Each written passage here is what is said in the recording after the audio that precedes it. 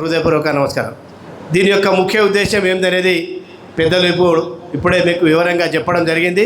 మరి ట్రైనింగ్ క్యాంప్లో డిజిటల్ పైన మనకి ఏదైతే నోట్బుక్ ఇచ్చారో ఆ బుక్లో ఉన్న ప్రతి సబ్జెక్టు ఒకటొకటి డిజిటల్ పైన కూడా చూపించడం జరుగుతుంది స్క్రీన్ మీద. అది మన పెద్దలు కోటమిరెడ్డి వినయ్ రెడ్డి గారు వివరంగా పాయింట్ వైజ్గా చెప్పడం జరుగుతుంది. అయితే ముఖ్యంగా ఇంత పెద్దగా ఈ కార్యక్రమాన్ని పిలిపించి బిఎల్ఏలను మొట్టమొదటిసారిగా ఈ ట్రైనింగ్ ఇవ్వడం ఎందుకంటే మనం యాక్టివ్గా ఉండాలి. మరి రాజకీయం మారిపోయింది, పాత రోజులు లేవు. ఇప్పుడు మనం ఏదో పాత రోజుల్లో గ్రామంలో ఒక పెద్ద మనిషి గ్రామంలో ఉన్న పెద్ద మనిషి దగ్గరకు ఉంటే ఆయన పిలిపించి అందరిని పిలిపిస్తే అరే ఫలానా ఆయన ఉన్నాడు, ఈయన గెలిపిస్తే బాగుంటుంది, మనకు పనులు అవుతాయని చెప్తే మనం అందరం వినేవాళ్ళం. కానీ ఈరోజు ఆ పరిస్థితి లేదు. మనం ఇంటికి పోయి 4 సార్లు చెప్పినా మన మాట వినే పరిస్థితులు లేవు. మన గౌరవ ముఖ్యమంత్రి గారు ఎన్నో కార్యక్రమాలు ఆనాడు చెప్పిన గ్యారెంటీలన్నీ ఇంప్లిమెంటేషన్స్ అవుతున్నాయి. కానీ ఇవి చేస్తున్న కార్యక్రమాలన్నింటినీ మనం కింది స్థాయి వరకు చేర్చలేకపోతున్నాం. టీఆర్ఎస్ వాళ్ళు సోషల్ మీడియాలో చాలా ముందున్నారు, అదేవిధంగా బీజేపీ వాళ్ళు ఉన్నారు. అయితే ఈ ట్రైనింగ్ యొక్క ముఖ్య ఉద్దేశం బీజేపీ ఇంతకుముందు అన్నగారు చెప్పినట్లు బీజేపీ వాళ్ళు సర్ అనే పేరుతో పశ్చిమ బెంగాల్ కానీ, తమిళనాడు కానీ, కేరళ కానీ, మహారాష్ట్రలో కానీ ఓట్లను ఏ విధంగా ఓట్ చోరీ చేసిరనేది బీహార్లో మన ప్రతిపక్ష నాయకుడు, మన నాయకుడు రాహుల్ గాంధీ గారు ప్రత్యేకంగా మనందరికీ చూపించడం జరిగింది. దీన్ని మన రాష్ట్రంలో కూడా ఇప్పుడు టార్గెట్ బీజేపీకి తెలంగాణ రాష్ట్రంలో ఎట్టి పరిస్థితిలో బీజేపీని మనం తీసుకురావాలనే ఆలోచన వాళ్ళకు ఉంది. కానీ దానికి తిప్పికొట్టే ఆలోచన మనందరికీ ఉండాలనే ఉద్దేశంతో ఈ బిఎల్ఓలకు ట్రైనింగ్ ఇవ్వడం జరిగింది. అయితే ఈ ఓట్ చోరీ అనేది ఎట్లంటే మనము మన గ్రామాల్లో చాలామంది మనం ఎస్సీలు కానీ, ఎస్టీలు కానీ, మైనార్టీలు కానీ, బీసీ సోదరులు కానీ కాంగ్రెస్ పార్టీకి కట్టుబడి నమ్మకంతో కాంగ్రెస్ పార్టీకి ఓటేసే వాళ్ళు ఉన్నారు చాలామంది. అటువంటి ఓట్లను ఆ గ్రామాల్లో టార్గెట్ పెట్టుకొని ఆ ఓట్లనే తీసేయడానికి ప్రయత్నం చేస్తున్నది ఈ ఎస్ఐఆర్ ద్వారా బీజేపీ ప్రభుత్వం. ఎందుకంటే కేంద్రంలో వాళ్ళు ఉన్నారు, ఎలక్షన్ కమిషన్ వాళ్ళ చేతిలో ఉంది. వాళ్ళు కూర్చోమంటే కూర్చోవడం, లేవమంటే లేవడం. గతంలో ఎప్పుడు కూడా ఇటువంటి కార్యక్రమాలు కాలే, మనం కళ్ళారా చూస్తున్నాం.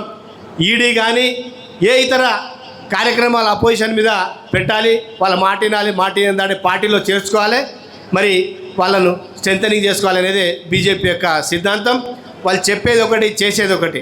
కాబట్టి మనం దాన్ని తిప్పికొట్టడానికి బిఎల్ఓ తోటి కనెక్ట్ అయి ఉండాలి. బిఎల్ఓ ఎక్కడి నుంచో రారు. మన గ్రామంలో ఉన్న అంగన్వాడీ టీచరు, గ్రామ పంచాయతీ సెక్రటరీ, లేకుంటే గ్రామంలో చదువుకున్న పనిచేసే గ్రామ పంచాయతీ వర్కరు, లేకుంటే మండలాల్లో పనిచేసే జూనియర్ అసిస్టెంటో, సీనియర్ అసిస్టెంటో వాళ్ళే మనకి బిఎల్ఓగా ఉంటారు. ఏ గ్రామానికి ఎవరు బిఎల్ఓ ఉన్నారు, ఏ బూత్కి ఎవరు ఉన్నారో మన బూత్ ఏజెంట్ పని ఏంటంటే ఆ బిఎల్ఓ ఫోన్ నెంబర్ తీసుకోవాలి. మరి ఆయన ఏ రోజు వస్తున్నాడు మన గ్రామానికి, ఏ ఇంటికి తిరుగుతున్నాడు, ఆ ఇంటికి తిరిగేటప్పుడు మనం కూడా ఎన్నుకుండాలి. ఈ ఇంట్లో ఈ డోర్ లాక్ ఉంది, మరి ఇంటి వాళ్ళు ఎక్కడ పోయినా అనేది మనకు ప్రత్యేకంగా తెలుసు. బిఎల్ఓ తెలిసినా తెలియకున్నా బిఎల్ఏలకు మనకు తెలుసు. ఈయన హైదరాబాదు బతుకు తెరువు కోసం పోయాడు, లేకుంటే పూనాకు పోయాడు, బొంబాయి పోయాడు వలస. ఎందుకంటే మనతో పని లేనందుకు వాళ్ళు ఎప్పటి నుంచో వలసలు పోయి పని చేసుకొని వస్తున్నారు. చాలామంది గిరిజన సోదరులు ఇక్కడ వలస బాంబే, పూనాలో ఉంటున్నారు. ఇప్పుడే అన్నగారు చెప్పారు, బాంబేకి పోయి మనం క్యాన్వాసింగ్ చేసి ఓట్లు వేసి ఎమ్మెల్యే ఎలక్షన్లో తోలుకొని వచ్చి పిలిపించుకొని ఓట్లు వేయించుకున్నామనేది. అటువంటి వాళ్ళ ఓట్లను కాపాడే బాధ్యత బిఎల్ఏ పైన ఉంటుంది. కాబట్టి వీళ్ళు ఓట్ చోరీ అనేది చాలా ముఖ్యం. మీరు ఎంత దూరం ఎందుకు, నిన్ననే మధ్యప్రదేశ్లో మీనాక్షి నటరాజన్ గారు మనకి ఏఐసి సెక్రటరీ ఇన్ఛార్జ్గా ఉన్నారు. వారి యొక్క ఓట్ చోరీ ఏ విధంగా ఉన్నది అనేది మీకు ముఖ్యంగా అందరం వింటున్నాం. ఆమె నామినేషన్ వేసింది, అఫిడవిట్ ఫైల్ చేసింది, దాంట్లో కేసు ఉన్నది. తెలంగాణ గవర్నమెంట్ తెలంగాణలో ఆమె పైన కేసు ఉన్నదని చెప్పి ఏదో తీసుకొని పోయి ఆమెను ఆ నామినేషన్లు రిజెక్ట్ చేయడం జరిగింది.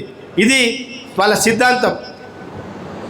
ఇప్పుడు తప్పు చేసిన వాళ్ళు ఎవరున్నా కోర్టు నుంచి పార్టీ అధిష్టానం ఉంది, ఆమె మనకి ఇన్ఛార్జ్ ఉంది కాబట్టి నోటీస్ పంపించడం జరిగింది. ఆ నోటీసును ఎఫ్ఐఆర్గా నమోదు చేసి మరి వాళ్ళు కంప్లైంట్ ఇచ్చి ఆమె నామినేషన్నే రిజెక్ట్ చేయడం, అటువంటి దాన్ని మన వాళ్ళు చాలా గట్టిగా ఫైట్ చేస్తున్నారు.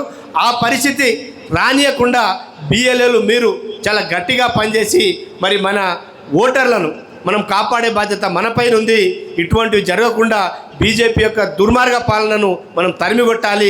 మన యొక్క సిద్ధాంతం ఒకటే, అందరం బిఎల్ఏలు కలిసికట్టుగా ఉండి మన ఓటర్లను కాపాడుకొని వచ్చే ఎన్నికల్లో మనం ముఖ్యంగా రేవంత్ అన్న గారి యొక్క నాయకత్వంలో మళ్ళా తెలంగాణలో కాంగ్రెస్ పార్టీని మరి నేషనల్ లెవెల్లో మరి భారతదేశంలో రాహుల్ గాంధీ గారిని ప్రధాని చేయడం మన సిద్ధాంతంగా పెట్టుకొని మనం పనిచేయాలని చెప్పుకుంటూ ఈ అవకాశం ఇచ్చిన మీ అందరికీ ధన్యవాదాలు చెప్పుకుంటున్నాను.